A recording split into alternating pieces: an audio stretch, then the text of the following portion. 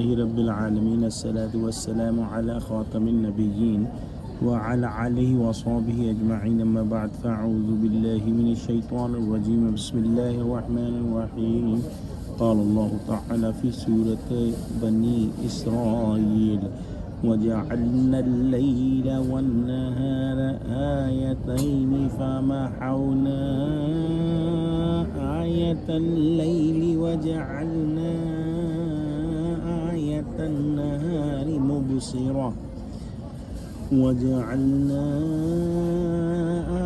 النهار مبصرة لتبتغوا فضلا من ربكم ولتعلموا عدد السنين والحساب وكل شيء فصلناه تفصيلا۔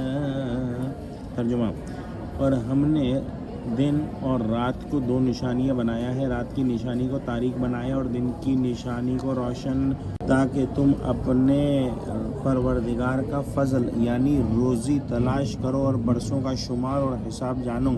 اور ہم نے ہر چیز کو بخوبی تفصیل کر دی ہے۔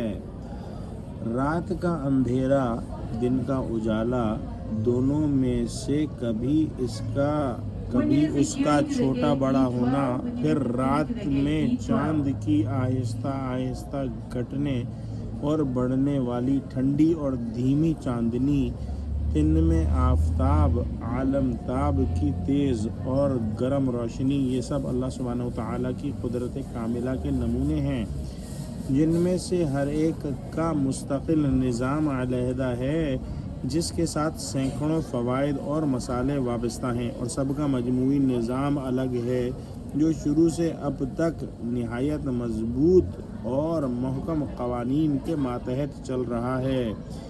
اللہ سبحانہ وتعالی نے رات کا نمونہ تاریک بنایا ہے۔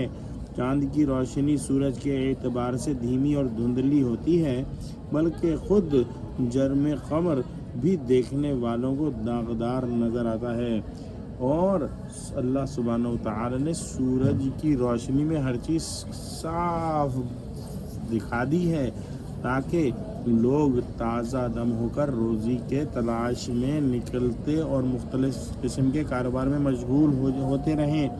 الغرض، شب میں جن چیزوں پر تاریکی کی چادر پڑتی ہے، سورج کی شعاعیں سب کو بے حجاب کر دیتی ہے، اور جو لوگ خواب گراں سے مدہوش تھے آنکھیں کھول کر ادھر ادھر گشت کرنے لگتے ہیں۔ اللہ سبحانہ وتعالی نے رات اور دن کی آمد و رفت کے اندر اور سورج اور چاند کے حساب میں طلوع اور غروب سے مہینوں اور سالوں کی گنتی کا حساب بنایا ہے، اور بہت طرح کے چھوٹے بڑے حساب متعلق ہیں۔ تم سمجھ لو کہ گھبرانے اور جلدی مچانے سے کچھ فائدہ نہیں۔ اللہ سبحانہ وتعالیٰ کی یہاں ہر چیز کا خیر ہو یا شر ہو، ایک وقت اور انداز مقرر ہے، جیسے اللہ نے رات اور دن کا انداز مقرر کیا ہے۔ کسی کی جلد بازی اور شتاب کاری سے رات کم نہیں ہو جاتی یا دن بڑا نہیں ہو جاتا۔ اپنے وقت پر صبح ہوتی ہے، اپنے وقت پر شام ہوتی ہے۔ شر کے بعد خیر اور خیر کے بعد شر کا آنا بھی ایسا ہی سمجھو جیسے رات کے پیچھے دن اور دن کے پیچھے رات برابر لگی چلی آتی ہے۔ دنیا کے تمام خیر و شر کا سلسلہ ایک معین ضابطے اور نظام کے ماتحت ہے، جس کا توڑ ڈالنا کسی امکان میں نہیں۔ اس دنیا کی مقدر و منغد زندگی کو شب تاریک کے مشابہ سمجھو، جس کے اندھیروں میں آدمی کو خیر و شر کے نتائج بالکل صاف دکھائی نہیں دیتے۔